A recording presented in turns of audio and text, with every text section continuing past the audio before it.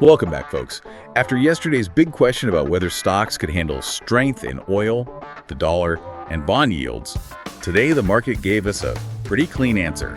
The dollar cratered, yields dropped, volatility got crushed, and stocks powered straight into fresh highs. SPY and QQQ rocketed to new all-time highs, small caps finally showed real leadership, and the whole tape had a much stronger risk-on feel than what we were staring at yesterday. Oh, absolutely. I mean, Thursday, April 30th, 2026 is really going down as the day that correlation pressure valve just completely popped. Yeah, totally. But before we get into the setups, quick reminder that none of this is buying or selling advice. Grok Trade is sharing market commentary, technical analysis, and chart-based opinions for educational purposes. So bring your own plan, manage your own risk, and talk to a qualified advisor for actual financial advice.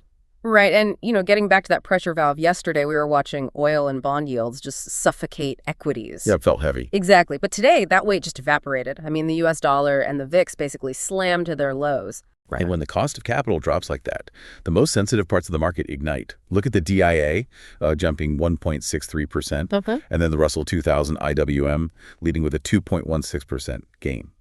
Man, it really is like a compressed spring. Once that pressure from oil and yields vanish, stocks just snapped upward. They did. And it's funny because yesterday we were calling IWM our canary in the coal mine. Definitely singing a friendlier tune today. Very true. But, okay, looking at the charts, if we're in this roaring risk-on environment, why are we focusing on the utilities sector, XLU?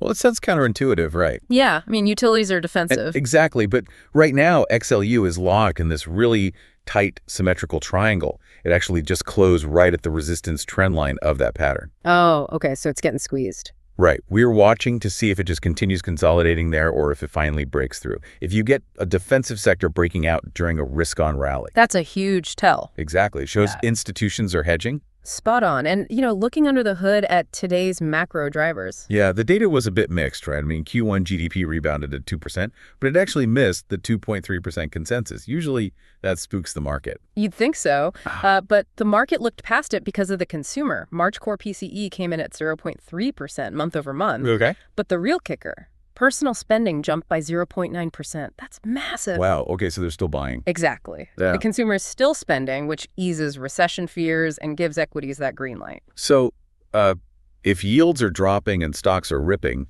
what about alternative assets? Like Bitcoin was up 0.9%, gold jumped 1.5%, and silver gained almost 3%.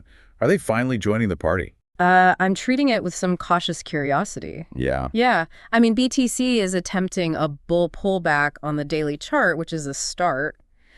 But the metals, They've been rough lately. really deflated. They still feel heavy, so we need to see much stronger follow-through before we call it a major tone shift. You really have to wait for confirmation. Right. You can't just blindly jump at the first green candle you see. Exactly. Navigating correlations and breakouts, waiting for actual follow-through, it takes strict discipline. It's not easy. No, it's not. And that's actually something Grok Trade's mentorship focuses on heavily. It's taught by 2 active hedge fund managers, and they really help traders build those institutional concepts into a repeatable plan. That is super valuable. Also, while we've got you here, tell us in the comments what stock you're keeping an eye on or what market question you want us to tackle next. The more we know what you're watching, the better we can tailor these updates around the stuff that actually matters to you. And if you enjoy these market summaries, give the video a like and subscribe so you don't miss what Grok Trade is watching next. Yeah. So basically, to sum it up, the market took yesterday's macro pressure, watched it break down, and flipped it into breakout fuel today. Which leaves us with a really fascinating question. Let's hear it. If small caps continue the sudden leadership role, how might that force a repricing of risk heading into May? Well, that is definitely something to chew on. Well, have a great rest of your day. Stay disciplined, and we'll catch you tomorrow for the next market summary. Hey, thanks so much for watching. If you're a newer trader and want a great foundation with no fluff, start with our free Trading 101 videos at groktrade.com/learn. And if you're ready to reach your full trading potential, whether you're a total beginner or a battle-hardened trader, check out our mentorship program at groktrade.com/trading mentor. All of these links are in the description below. Grok Trade is where traders reach their full potential.